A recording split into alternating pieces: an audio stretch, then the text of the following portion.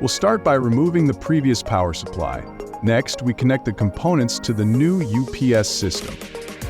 Then we connect the ground, GND, of the PIERRE to the UPS. Then we connect the 12-volt supply from the PIERRE.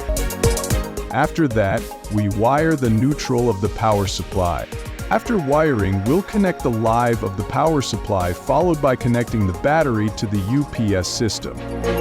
You'll notice a label marked BAT. This is where we connect the battery. We connect the battery's negative terminal to the BAT- connection and the battery's positive terminal to the BAT+ connection.